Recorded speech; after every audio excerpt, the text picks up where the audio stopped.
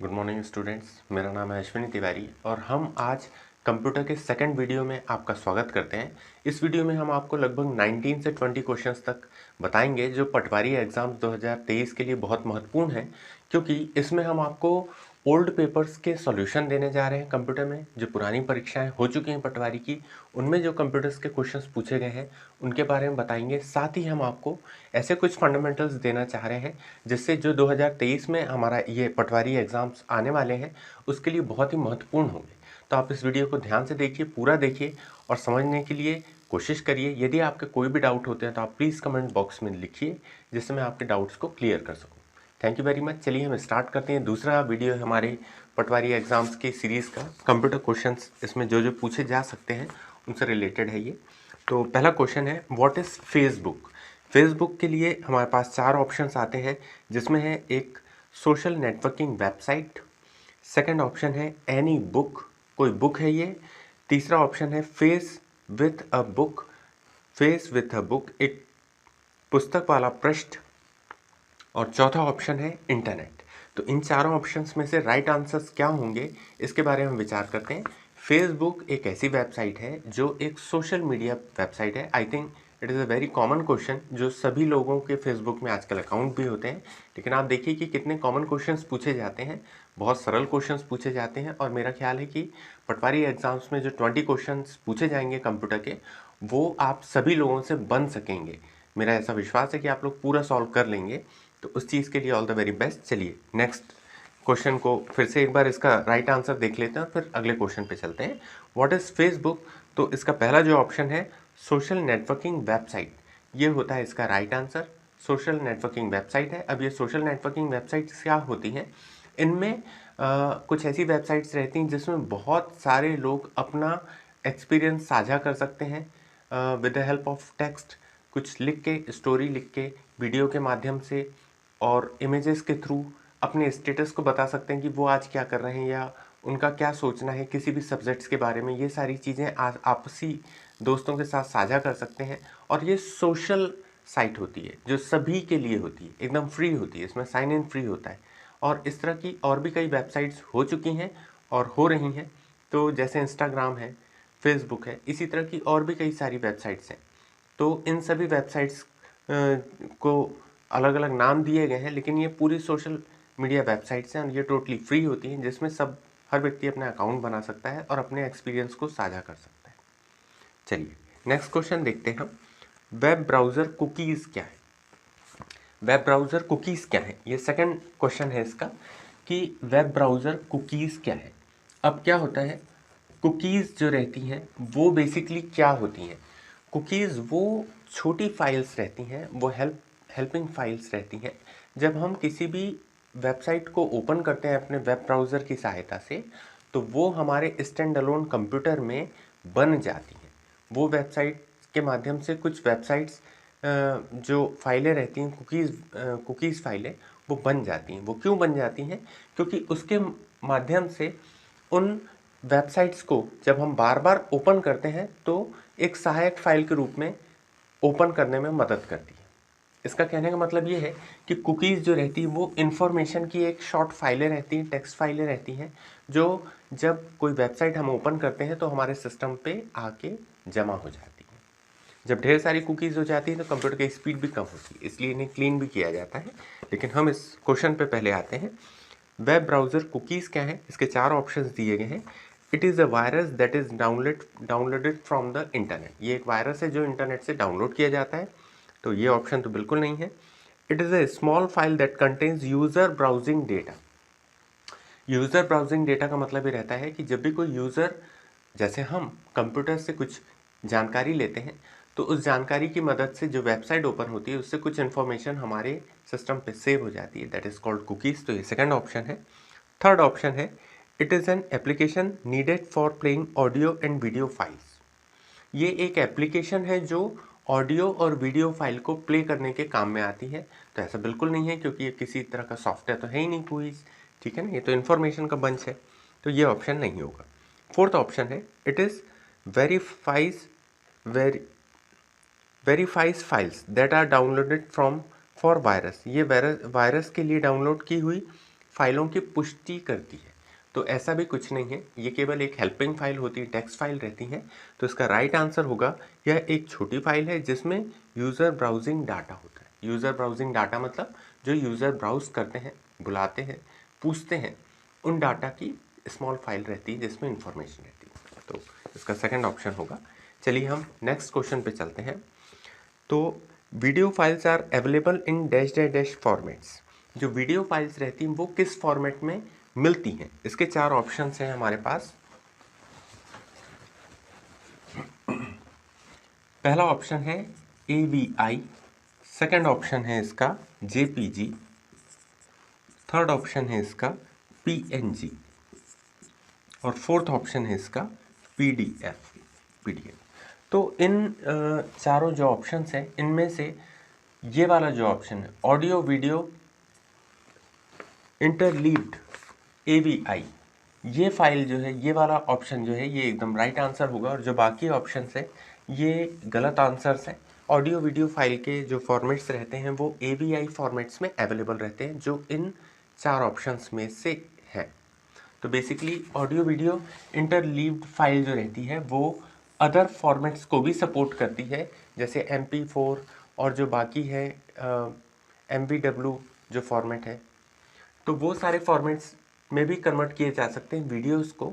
और ये तीनों ऑप्शंस गलत हैं, क्योंकि JPG फॉर्मेट जो है वो इमेज फॉर्मेट्स को सपोर्ट करता है, PNG भी इमेज फॉर्मेट्स को सपोर्ट करता है, PDF है पोर्टेबल डॉक्यूमेंट फाइल, ये भी एक टेक्स्ट डॉक्यूमेंट को सपोर्ट करता है। तो ये तीनों ऑप्शंस नहीं होंगे, राइट आंसर होगा ऑडियो वीडियो इंटरलीव्ड फाइल या AVI फाइल। चलिए अब अगला क्वेश्चन है कि MS एक्सेल में वर्कशीट के सभी रो और कॉलम्स को सिलेक्ट करने के लिए कौन सी की दबाना चाहिए? ये बोलने जा रहे हैं कि MS एक्सेल जो रहता है उसमें यदि सारी कॉलम्स और रोज़ को हम एक साथ सिलेक्ट करना चाहते हैं, जैसे ये पूरे कॉलम्स हैं और ये पूरी रोज़ हैं, इन सबको एक साथ सिलेक्ट करना चाहते हैं, तो उस सिलेक्शन के लिए कौन सी शॉर्टकट की का इस्तेमाल किया जाता है? इसमें 4 शॉर्टकट कीज़ के बारे में बताया गया है। पहली शॉर्टकट की है Ctrl+A, सेकंड शॉर्टकट की है Ctrl+B, Ctrl+B, तीसरी शॉर्टकट की है CTRL Ctrl+C और चौथी शॉर्टकट की है CTRL Ctrl+D। तो ये जो 4 ऑप्शंस हमारे सामने आ जाते हैं उनमें सबसे इम्पोर्टेंट चीज़ क्या होती है? उसमें सबसे इम्पोर्टेंट चीज़ हम ये देखते हैं कि इसका मीनिंग क्या होता है। जैसे Ctrl+A रहता है, इसको अभी छोड़ देते हैं, बाकी तीनों की बात करते हैं। Ctrl+B जो शॉर्टकट की रहती है वो basically B for bold, bold किसी टेक्स्ट को बोल्ड करने के काम में आती है। तो Ctrl+B शॉर्टकट होता है किसी टेक्स्ट को यदि हमको बोल्ड बनाना है तो उसके लिए। Ctrl+C होती है C फॉर कॉपी, कॉपी करना होता है यदि हमें किसी सेल को एक दूसरी सेल में, तो फिर कॉपी का उपयोग किया जाता है। Ctrl+D जो रहता है ये होता है फॉन्ट का शॉर्टकट, Ctrl+D फॉन्ट होता है। तो अब बोल्ड भी नहीं करना है, कॉपी भी नहीं करना है, फॉन्ट भी नहीं लेना है, अब हमें करना क्या है? सिलेक्ट करना है। तो Ctrl+A जो रहता है वो सिलेक्ट ऑल, सिलेक्ट ऑल मतलब ये सभी को सिलेक्ट करने के लिए उपयोग किया जाता है। ऑल, A फॉर ऑल होता है और सिलेक्ट ऑल, आप इस तरह से याद रखें इसे। तो जब भी पूरी टेक्स्ट की कॉलम्स और फाइल को सिलेक्ट करना पड़ता है एक्सेल में, तब फिर Ctrl+A का उपयोग किया जाता है।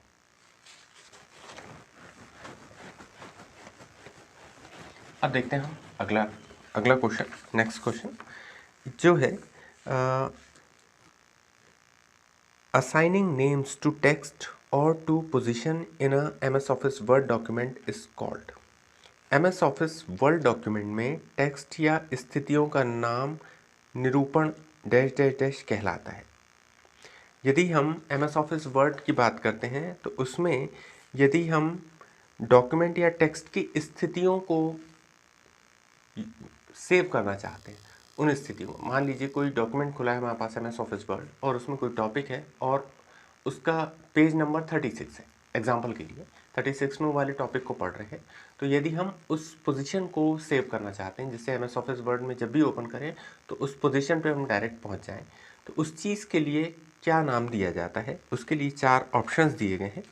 पहला होता है वर्ड काउंट, सेकंड होता है बुक मार्क, थर्ड होता है नेम वर्ड, नामक शब्द, और फोर्थ होता है क्रॉस रेफरेंस।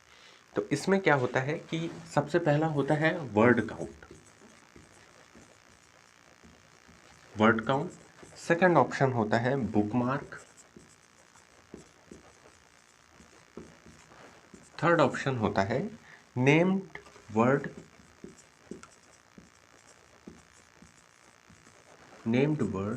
और फोर्थ ऑप्शन होता है क्रॉस रेफरेंस।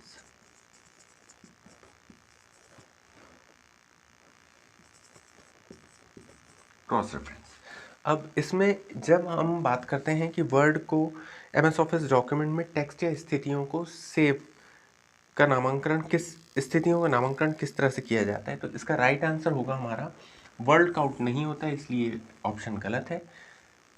बुक मार्क जो रहता है ये होगा इसका राइट आंसर। बुक मार्क्स में क्या होता है, इसमें हम वर्ड की उन स्थितियों को भी सेव कर सकते हैं, क्रॉस रेफरेंस भी सेव किए जा सकते हैं जहां हम पढ़ना चाहते हैं। ऐसा हमारी वेबसाइट में भी होता है। बुक मार्क जो रहता है वो किसी भी वेबसाइट को ओपन करने पर हमें रिबन जो रहता है, मतलब जो ऑप्शंस रहते हैं सबसे ऊपर वेबसाइट में, वहाँ पे भी बुक मार्क हमारे कंप्यूटर में दिखाई देता है। तो वो बुक मार्क से हम क्या करते हैं, उस वेबसाइट को भी सेव कर सकते हैं। अब ये इसलिए बुक मार्क का उपयोग किया जाता है कि हम पर्टिकुलर पोजीशन को, उस वेबसाइट के उस पेज को जब कभी आने वाले समय में ओपन करना चाहें तो बुक मार्क से भी जाके हम कर सकते हैं। तो ये हमको फ़ायदे मिलते हैं और यही चीज़ एमएस ऑफिस वर्ड में भी लागू होती है। चलिए इसके बाद अगला क्वेश्चन देखते हैं हम। आउटलुक में दी गई इमेज को किस प्रकार के मेल पाए जाते हैं? What is kind of mail are found in below image in Outlook? आपको आउटलुक की एक इमेज शो की जा रही है, तो उसमें किस प्रकार के मेल पाए जाते हैं, वो जो इमेज रहती है उसमें किस तरह के मेल्स रहते हैं। तो इसके चार ऑप्शंस हैं। पहला है mails which are comes from others, जो दूसरे लोगों से हमें मेल प्राप्त होते हैं वो। सेकंड ऑप्शन है mail which are send by you, जो मेल्स आपने सेंड किए हैं वो। थर्ड है mails which are send by others, third भी जो दूसरों के द्वारा भेजे गए संदेश हैं उनको, और फोर्थ है कोई मेल नहीं, नो मेल। तो इसमें जो सेकंड ऑप्शन है आपका mail which are send by you, जो आपके द्वारा मेलों को सेंड किया गया है, ठीक है ना, ईमेल जो रहते हैं उनको जो सेंड किया गया है आपके द्वारा, उनको शो किया जाता है इस तरह के फोटो से, ठीक है ना। ओके, नेक्स्ट क्वेश्चन देखते हैं हम। What does com stands for in website address? कोई एक वेबसाइट है मान लीजिए, तो उसमें कॉम जो रहता है इसका क्या अर्थ होता है, इसके बारे में देखते हैं। जैसे मान लीजिए कोई वेबसाइट है, ये है वेबसाइट www.google.com। तो ये जो कॉम है ये बेसिकली क्या शो करता है? कॉम के अलावा भी बहुत सारे ऐसे आपने देखे होंगे जो दो वर्ड्स रहते हैं। तो ये बेसिकली edu है और org है, और इस तरह से कई सारे नेम्स होते हैं। ये बेसिकली डोमेन नेम सिस्टम के अंतर्गत आते हैं, और ये उन डोमेन्स को शो करते हैं जिस डोमेन से ये लिया गया है। कहने का मतलब ऐसा कौन सा समुदाय है जिसको ये रेफरेंस करता है, उन समुदायों की पहचान के लिए .com, .edu, .org, .net इस तरह से हम लगाते चले जाते हैं। अब जो कंपनीज देती हैं, जैसे गूगल एक कंपनी है, वर्ल्ड वाइड वेब ये www हो गया, और ये जो कॉम है ये कमर्शियल वेबसाइट है, उस ग्रुप से बिलोंग करती है जिस ग्रुप को ये फॉलो करती है। मतलब google.com जो है वो एक कमर्शियल वेबसाइट क्यों है, क्योंकि ये कहीं ना कहीं अपनी व्यावसायिक पद्धतियों के कारण सुर्खियों में आई है। ये हम उपयोग करते हैं कि जीमेल हम उसमें ओपन कर सकें, फेसबुक के लिए हम जा सकें, ब्राउज़र की तरह हम इसे उपयोग कर सकें, और इसके साथ साथ कुछ जो बिजनेसेस चल रहे हैं वो सारे के सारे गूगल पर ही अवेलेबल है। तो हम google.com को एक कमर्शियल ऑर्गेनाइजेशन के लिए यूज़ करते हैं, और इसी कारण से इसका जो नेमिंग सिस्टम है ये .com है। इस तरह से यदि मान लीजिए हमारे पास कोई एजुकेशनल वेबसाइट्स रहती, जैसे RGPV है, या कोई छिंदवाड़ा यूनिवर्सिटी की है, या कोई दूसरी जहाँ पे हम स्टडी कर रहे हैं, तो उसमें आप देखेंगे कि जो एजुकेशनल वेबसाइट्स रहती हैं उसके लास्ट में आप edu पाएंगे, rgpv.edu। इस तरह से होगा। जो किसी ऑर्गेनाइजेशन को बिलोंग करती हैं वो उनके पीछे होता है .org, ऑर्गेनाइजेशन का सूचक है। और जो नेटवर्किंग वेबसाइट्स रहती हैं उनके लिए यूज़ किया जाता है .net। तो इस तरीके से जो डोमेन नेम सिस्टम रहता है उनके लिए ये 3 वर्ड्स का उपयोग किया जाता है। हालांकि 2 और वर्ड्स का भी उपयोग किया जाता है जो कंट्री बेस्ड होता है, जैसे यूके, यूनाइटेड किंगडम, इस तरह से यूके, या IN इंडिया, या और जो दूसरे JP जापान के लिए, इस तरह से हम यूज़ करे जाते हैं। डोमेन नेम सिस्टम के द्वारा हम इसे समझ सकते हैं। तो वेबसाइट में जो ये 3 अल्फ़ाबेट्स दिए रहते हैं वो इस तरीके से एलेबरेट होते हैं। हाँ? ओके, अब नेक्स्ट क्वेश्चन की तरफ हम बढ़ते हैं और उसको देखते हैं कि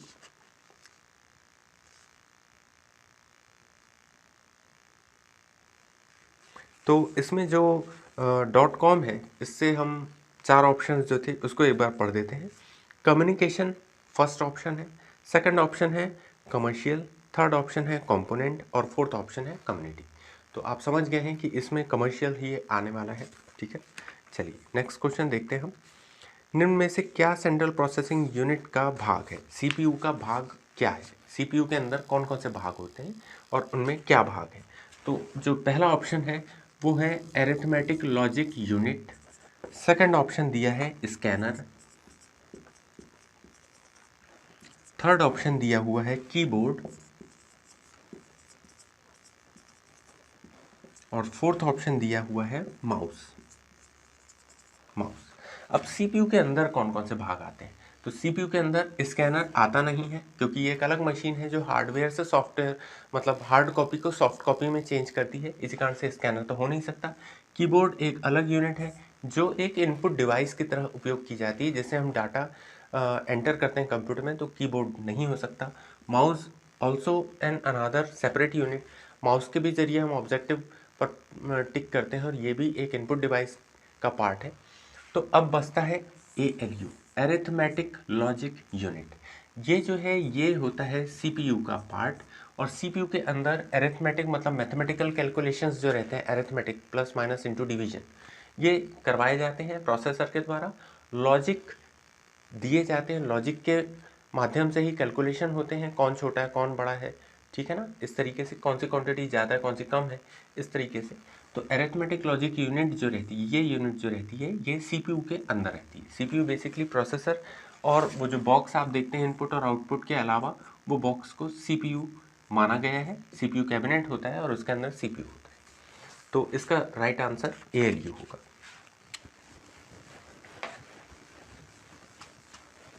ओके, अब हम अगले क्वेश्चन पे आते हैं। इसमें दिया है MS ऑफिस वर्ड 2007 में कैरेक्टर के फॉर्मेट कॉपी करने के लिए किस आइकन का उपयोग किया जाता है? In Word MS Office 2007 which icon is use to copy formats of character? Character के फॉर्मेट्स को कॉपी करने के लिए, कॉपी करना है तो किस ऑप्शन का उपयोग किया जाएगा? तो इसमें 4 ऑप्शंस दिए हैं, format paint, format button, painter और character painter.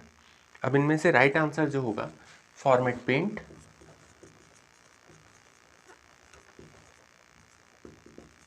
Format paint, second हुआ फॉर्मेट बटन,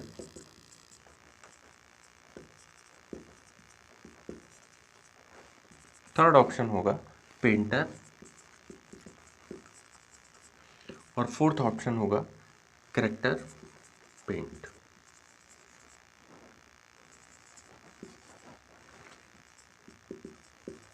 पेंट, इसमें राइट आंसर होगा आपका फॉर्मेट पेंट। वो ऑप्शन है जिसके माध्यम से आप किसी कैरेक्टर के फॉर्मेट को कॉपी कर सकते हैं। तो फॉर्मेट पेंट इसका राइट आंसर होगा। और इस तरीके से अब हम देखते हैं अपना नेक्स्ट क्वेश्चन। ओके, इसमें 4 आइकन्स दिए हुए हैं और 4 आइकन्स में ये पूछा गया है कि रीडू ऑप्शन किसके द्वारा उपयोग किया जाता है। चलिए देखते हैं, काफ़ी इंटरेस्टिंग क्वेश्चन है। MS वर्ड में रीडू के लिए किस आइकन का उपयोग किया जाता है? रीडू के लिए 4 ऑप्शंस दिए गए हैं। इसमें से पहला ऑप्शन दिया गया है इस तरीके से, सेकंड ऑप्शन दिया गया है इस तरीके से, थर्ड ऑप्शन दिया गया है कुछ टेक्स्ट का इस तरीके से, और फोर्थ ऑप्शन दिया है आपको कैंची नुमा। ओहो सॉरी, कैंची तो ऐसी नहीं बनेगी, ऐसी बनेगी, ये ऐसी होगी और ये ऐसी होगी। ओके, इसे कैंची मान लीजिए, सीजर मान लीजिए। ओके, तो ये चार ऑप्शंस दिए हुए हैं और इसमें बस से पूछा जा रहा है कि रीडू ऑप्शन किस आइकन के थ्रू बताया जाता है। तो मैं आपको बता दूं, ये होता है रीडू ऑप्शन और CTRL कंट्रोल Y इसका शॉर्टकट होता है। यदि आपसे पूछा जाए कि रीडू का आप शॉर्टकट बताइए तो कंट्रोल Y होगा। और ये होता है अंडू, मतलब CTRL प्लस Z। ये दोनों ऑप्शंस होते हैं। बाकी ये कॉपी ऑप्शन होता है और कट ऑप्शन होता है। कट का CTRL प्लस X होता है और कॉपी का तो आप जानते हैं CTRL प्लस C होता है। तो ये चार शॉर्टकट्स भी आप याद रखें, क्योंकि पटवारी की परीक्षा में कोई भी शॉर्टकट्स तो बिल्कुल पूछे जाते हैं दोस्तों, और इसके शॉर्टकट्स के लिए हम अलग से एक वीडियो बनाने वाले हैं जिसमें A to Z शॉर्टकट्स आपको प्रोवाइड किए जाएंगे। जैसे कोई भी क्वेश्चन हमारा छूटना नहीं चाहिए। हमारी ये कंप्यूटर में तो कम से कम इतना सरल हैं सारे क्वेश्चंस कि बहुत ही इजी टाइप के क्वेश्चंस पूछे जाते हैं और हर कोई स्टूडेंट्स इस चीज़ को पूरे तरीके से देखे, समझे और कोशिश करें कि आप कंप्यूटर के पूरे 20 क्वेश्चन में से 20 क्वेश्चन लेकर आए। इस तरह से हमारी आपसे अपेक्षा है। चलिए अगले क्वेश्चन को देखते हैं। अगला क्वेश्चन, MS वर्ड 2007 डॉक्यूमेंट में हेल्प विंडो खोलने के लिए कौन सी कुंजी दबाई जाती है? Press dash key to open help windows in MS office word 2007 document. मैं आपसे ये बोलना चाहता हूँ कि किसी भी सॉफ्टवेयर के लिए यदि आप हेल्पिंग फाइल को उपयोग करना चाहते हैं, अब हेल्पिंग फाइल क्या होती है, जो ये बताती है कि उस सॉफ्टवेयर में कौन कौन से ऑप्शंस होते हैं। यदि आपको कुछ करना है उस सॉफ्टवेयर की मदद से तो आप कैसे करेंगे। देखिए सॉफ्टवेयर कितने अच्छे तरीके से डिज़ाइन किए जाते हैं कि हर एक सॉफ्टवेयर में कौन कौन से ऑप्शंस होते हैं, इनका निर्धारण किया जाता है उसी डेवलपर के द्वारा।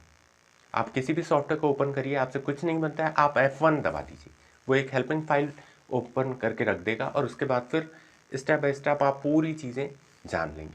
अक्सर ये होता है क्योंकि ये हेल्पिंग फाइल जो रहती हैं इंग्लिश में दी रहती है और इंडिया में इस तरह की चीज़ें अवेलेबल हैं कि भाई हिंदी है तो ठीक है हम पढ़ भी लेंगे, इंग्लिश में थोड़ा सा प्रॉब्लम जाती ही है। तो इस कारण से ये हेल्पिंग फाइल जो रहती है इसका शॉर्टकट जो रहता है वो F1 प्रेस करने पर होता है। F1 जो रहता है किसी भी सॉफ्टवेयर में हेल्पिंग फाइल का सिंबल होता है, शॉर्टकट की होती है, तो आप इस बात को याद रखें। F1 फंक्शन 1 है जो कीबोर्ड में सबसे ऊपर की तरफ आपको दिखाई देगा, F1 से लेकर F12 तक। तो इस तरह से होता है। चलिए हम इसके चार ऑप्शंस देख लेते हैं। इसमें पहला है F1, दूसरा है F2, तीसरा है F9, चौथा है F11। तो इसमें राइट ऑप्शन होगा F1। किसी भी सॉफ्टवेयर में हेल्पिंग फाइल जो उस सॉफ्टवेयर के बारे में ट्यूटोरियल जैसा बताती है आपको, ये सारी जो हेल्पिंग फाइल है वो F1 के माध्यम से आपके सामने उपस्थित हो जाती है। चलिए अगले क्वेश्चन की तरफ बढ़ते हैं अपन। इसमें find the odd one out, इसमें विषम को हटाई। ठीक है, तो इसमें विषम के लिए चार चीज़ें दी हुई हैं। पहला है जावा, दूसरा है सी, तीसरा है C++ और चौथा है लिनक्स। अब इसमें ऑड वन आउट करना है तो इसमें सबसे पहले तो जावा जो है वो एक प्रोग्रामिंग लैंग्वेज है, ऑब्जेक्ट ओरिएंटेड प्रोग्रामिंग लैंग्वेज है, बहुत अच्छी मानी जाती है, सबसे बढ़िया लैंग्वेज है। सी जो है एकदम स्टार्टिंग लैंग्वेज है, ये भी प्रोग्रामिंग लैंग्वेज है। C++ इसका एनहेंसिंग ऑपरेटर लग गया डबल प्लस, तो partially object oriented programming language है। तो ये तीनों जो हैं ये एक प्रोग्रामिंग लैंग्वेजेस के उदाहरण है। और इसके अलावा जो लिनक्स है ये है ऑपरेटिंग सिस्टम। ऑपरेटिंग सिस्टम वो सबसे बड़ा सॉफ्टवेयर होता है जो कंप्यूटर के डिफरेंट पार्ट्स को चलाने के काम में आता है। ये सबसे बड़ा सॉफ्टवेयर रहता है जो रैम, रोम और बाकी सारे पार्ट्स को नियंत्रित करता है, जो खुद कुछ नहीं काम करता लेकिन बाकी पूरे रिसोर्सेज को मैनेज करने का कार्य करता है। तो हर जगह अवेलेबल रहता है कंप्यूटर में और बिना ऑपरेटिंग सिस्टम के हम कंप्यूटर को चालू नहीं कर सकते। तो ये सबसे बहुत अच्छा क्वेश्चन है ये, जो आने की संभावना है इस बार। तो आप इस क्वेश्चन को ध्यान से पढ़िएगा। चलिए अब अपन देखते हैं नेक्स्ट क्वेश्चन। इसमें दिया हुआ है MS वर्ड में मार्जिन या पैराग्राफ के आरंभ के मध्य छूटा हुआ अंतराल कहलाता है। इस क्वेश्चन में ये पूछा गया है कि एमएस वर्ड में मार्जिन तथा पैराग्राफ के आरंभ के मध्य में छूटा हुआ अंतराल कहलाता है। अब ये क्या कहलाता है कि मार्जिन जो रहती है हमारी, जैसे एमएस ऑफिस वर्ड है तो इसमें मार्जिन दी हुई रहती है, अमूमन यहाँ से चालू होती है, इस तरह से रहती है ये मार्जिन्स। और जब हम टाइप करना चाहते हैं तो ये वाला ये जो अंतराल है ये तो हुई मार्जिन, ओके। जब हम टाइप करते हैं तो टाइप हम यहीं से करते हैं, मान लीजिए ये ABCD इस तरह से हमने टाइप किया, तो ये बोला जा रहा है कि जो टाइपिंग और मार्जिन के मध्य का अंतराल है, मतलब अब यहाँ तो नहीं है, लेकिन यदि हम टेक्स्ट इस तरह से कुछ टाइप करते हैं तो ये अंतराल बन जाता है जो यहाँ, और जो टेक्स्ट टाइप किया है वो ये है। तो इन दोनों के बीच का जो अंतराल है उसे क्या कहा जाता है, ये इस क्वेश्चन में पूछा गया है, जिसके 4 ऑप्शंस दिए गए हैं। तो पहला ऑप्शन है इसका SPAC, स्पेसिंग। सेकंड ऑप्शन है इसका इंडेंटेशन।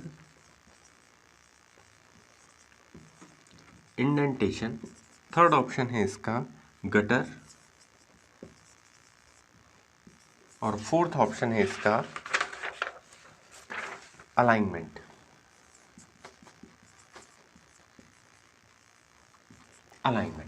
तो अब मैं आपको ये बता दूं कि यहाँ और टेक्स्ट के बीच में जो डिफरेंस रहता है उसको स्पेसिंग नहीं कहा जाता है, उसको गटर भी नहीं कहा जाता है, और उसको अलाइनमेंट भी नहीं कहा जाता है। क्योंकि अलाइनमेंट तो 4 प्रकार के होते हैं, left alignment, centre alignment, right alignment और जस्टिफाई, ठीक है ना। तो इसलिए ये नहीं होता। गटर जो रहता है ये लास्ट, किसी पेज के लास्ट की स्पेस को कहा जाता है, इसलिए ये भी नहीं होता है। स्पेसिंग भी नहीं होती है क्योंकि स्पेसिंग वर्ड्स के बीच में या लाइनों के बीच में होती है, बट इंडेंटेशन कहा जाता है। तो इंडेंटेशन के आप जब एमएस ऑफिस वर्ड देखेंगे तो एमएस ऑफिस वर्ड में भी इंडेंटेशन नाम का इस तरह से यहाँ पर आपको एक लोगो मिल जाएगा। इंडेंटेशन जैसा जैसा बढ़ाते जाएंगे वैसे ही मार्जिन और टेक्स्ट के बीच की दूरी बढ़ती चली जाएगी, और इंडेंटेशन कम करते चले जाएंगे तो कम करते करते इंडेंटेशन टेक्स्ट जो आप लिख रहे हैं और ये मार्जिन है इनके बीच 0 हो जाएगा, मतलब यहीं से आपकी लिखावट चालू हो जाएगी। तो इसका राइट आंसर होगा इंडेंटेशन। चलिए अब हम नेक्स्ट क्वेश्चन की तरफ बढ़ते हैं, जो है कंप्यूटर माउस किस प्रकार का यंत्र है या डिवाइस है। कंप्यूटर माउस क्या होता है? माउस होता है एक इनपुट डिवाइस जो किसी भी ऑब्जेक्ट को फोकस करने के लिए उपयोग की जाती है। इसमें लेफ़्ट और राइट क्लिक होते हैं और ड्रैग की सुविधा प्रोवाइड की जाती है। तो माउस जो रहता है वो एक इनपुट डिवाइस है। चलिए अगला क्वेश्चन देखते हैं हम। एक डैश संसाधनों और डेटा को साझा करने के लिए कई कंप्यूटरों से जोड़ा जाता है। देखिए क्या लिखा है, ये कई बार कभी कभी रिपीट भी क्वेश्चंस पूछ लेते हैं, क्योंकि जैसे मैंने लास्ट वीडियो जो है, मतलब हमारा जो फर्स्ट वीडियो है, उसमें जब मैंने यही वाला क्वेश्चन थोड़ा सा अलग से पूछा गया था, और उसमें ये पूछा गया था कि आप ये बताएं कि कंप्यूटर के हार्डवेयर सॉफ्टवेयर को ऑथराइज्ड पर्सन के द्वारा साझा किस प्रकार से किया जाता है। तो उसका भी जो आंसर था वही आंसर इसका भी होने वाला है। आइए हम इसके बारे में देखते हैं। An dash dash dash is composed of several computers connected together to share resources and data. एक डैश डैश डैश संसाधनों और डेटा को साझा करने के लिए कई कंप्यूटरों से जोड़ता है। ऐसा क्या है जो कंप्यूटर में डाटा को साझा करने के लिए एक दूसरे से जोड़ा जाता है, ठीक है ना। अब इसके 4 ऑप्शन हैं। पहला ऑप्शन है इंटरनेट, सेकंड ऑप्शन है नेटवर्क, थर्ड ऑप्शन है बैकबोन, और फोर्थ ऑप्शन है हाइपरलिंक। चलिए इन पर विचार करते हैं। इंटरनेट जो रहता है वो नेटवर्क ऑफ नेटवर्क रहता है, ठीक है ना। तो इंटरनेट की सुविधा से केवल आप कंप्यूटर्स को एक दूसरे से नहीं जोड़ सकते। कंप्यूटर यदि एक कंप्यूटर में यदि इंटरनेट है, लेकिन यदि वो कंप्यूटर किसी दूसरे कंप्यूटर से नहीं जुड़ा है, तो फिर आपको इंटरनेट का कोई लाभ उस कंप्यूटर पर नहीं मिल पाएगा। तो ये ऑप्शन नहीं हो सकता। अब इसके बारे में बात करते हैं नेटवर्क का। ये ऑप्शन हो सकता है, क्योंकि यदि इंटरनेट की सुविधा आपके सिस्टम्स या आपके ग्रुप ऑफ कंप्यूटर्स के बीच नहीं भी है, लेकिन वो सारे कंप्यूटर्स आपस में जुड़े हैं, तो आप डाटा भी शेयर कर सकते हैं और इन्फॉर्मेशन को एक सिस्टम से दूसरे सिस्टम तक पहुंचा सकते हैं। आप शेयरिंग के माध्यम से हार्डवेयर भी शेयर कर सकते हैं। मेरा कहने का मतलब ये है कि मान लीजिए एक कंप्यूटर ये है, एक कंप्यूटर ये है, तीसरा ये है, चौथा ये है, और एक और ले लेते हैं, पांचवा ये है।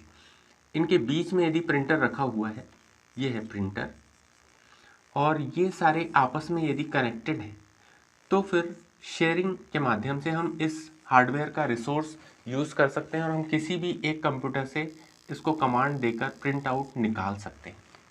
ठीक है ना? तो ये जो राइट आंसर होगा इस क्वेश्चन का वो होगा नेटवर्क, क्योंकि नेटवर्क बनाने पर ही किसी भी रिसोर्सेज का उपयोग किया जा सकता है और डेटा को एक दूसरे कंप्यूटर्स तक हम भेज सकते हैं। ठीक है, इसका नेक्स्ट क्वेश्चन, इसका नेक्स्ट जो ऑप्शन है वो बैकबोन है, ये तो बिल्कुल नहीं होगा। हाइपरलिंक जो है वो एक पेज को दूसरे इंटरनेट पेज से जोड़ने के लिए उपयोग करने वाली लिंक है, तो इसका भी यहाँ पर कोई सरोकार नहीं है, इसलिए इसका राइट आंसर जो होगा वो नेटवर्क होगा। कंप्यूटर्स जितने ज़्यादा नेटवर्क लैन वायर्स के द्वारा आपस में जुड़े होंगे उतने ज़्यादा हम उनका डाटा शेयर करने के लिए और रिसोर्स शेयर करने के लिए उपयोग कर सकते हैं। चलिए, तो इस क्वेश्चन को फिर से एक बार पढ़ लेते हैं। एक नेटवर्क संसाधनों और डेटा को साझा करने के लिए कई कंप्यूटरों से जुड़ा होता है, ये इसका राइट आंसर होगा। नेक्स्ट क्वेश्चन देखते हैं। An computer is an, computer जो रहता है वो कैसी डिवाइस है। देखिए कितना शानदार क्वेश्चन है, एकदम बहुत ही बढ़िया, बहुत ही प्यारा, एकदम बेसिक क्वेश्चन पूछा गया है।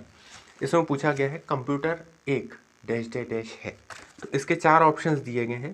पहला है मैकेनिकल डिवाइस है, सेकंड ऑप्शन है इलेक्ट्रॉनिक डिवाइस है, तीसरा ऑप्शन है इलेक्ट्रिकल डिवाइस है, और चौथा ऑप्शन है नेटवर्किंग टूल है। तो मेरा ख्याल है कि इस क्वेश्चन का आंसर आप लोगों से ज़रूर बनेगा।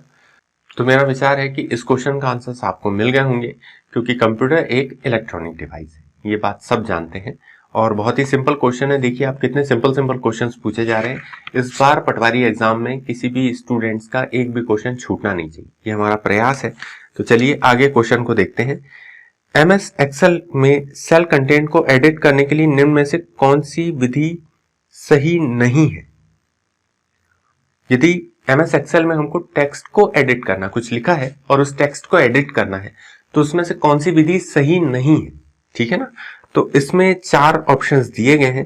पहला ऑप्शन जो है वो प्रेस एल्ट की, एल्ट की जो रहती है उसको प्रेस करें तो एडिट होना स्टार्ट हो जाएगा। सेकंड ऑप्शन है प्रेस F2 की, यदि F2 बटन प्रेस करते हैं तो चालू हो जाएगा। Double click on sale, double click करते हैं, डबल क्लिक ऑन सेल, जिस सेल को सुधारना है उस पर डबल टिक कर दो।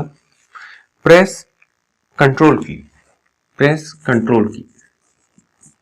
तो इन चारों में से जब हम F2 को प्रेस करते हैं तो ये टेक्स्ट ठीक उसी जगह आ जाता है, पॉइंटर उसी जगह आता है जिस सेल को हम ठीक करना चाहते हैं। तो ये ऑप्शन तो नहीं होगा क्योंकि इससे तो किया जाता है। ठीक है ना, डबल क्लिक ऑन सेल ये भी वही कार्य करता है, कंट्रोल ये भी वही कार्य करता है। तो ये तीनों से तो सेल सुधर जाएगी, एडिट हो जाएगी। तो ये तीनों राइट आंसर है। प्रेस एल्ट की जो है वो रॉन्ग आंसर है, क्योंकि इसके प्रेस करने से एडिट नहीं किया जा सकता है। तो ये ऑप्शन मेरे ख्याल से आपको समझ में आ गया है। चलिए अब देखते हैं नेक्स्ट क्वेश्चन। MS एक्सेल में एक रो और एक कॉलम को प्रतिच्छेदन को कहा जाता है। In MS Excel the intersection of a row and a column is called. जहाँ रो एंड कॉलम क्रॉस करते हैं उस सेक्शन को क्या कहा जाता है। इसके 4 ऑप्शन है।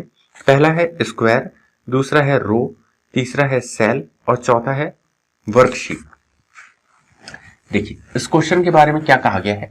जो एक्सेल है उसमें ये कॉलम है और ये रो है, तो इसे क्या कहा जाएगा, तो इसे कहा जाता है सेल। ये बहुत ही सिंपल क्वेश्चन है, आप इसे याद रखें।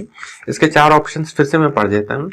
वर्क या स्क्वायर नहीं कहा जाता है, रो नहीं कहा जाता है क्योंकि ये तो केवल रो है, सेल कहा जाता है क्योंकि इसमें कॉलम और रो क्रॉस करते हैं इसीलिए, और लास्ट ऑप्शन है वर्कशीट। तो वर्कशीट भी नहीं कहा जाता, वर्कशीट पूरे एक्सेल शीट को कहा जाता है। ठीक है, चलिए अब हम देखते हैं इसका अगला क्वेश्चन। जीबी का विस्तृत रूप क्या है।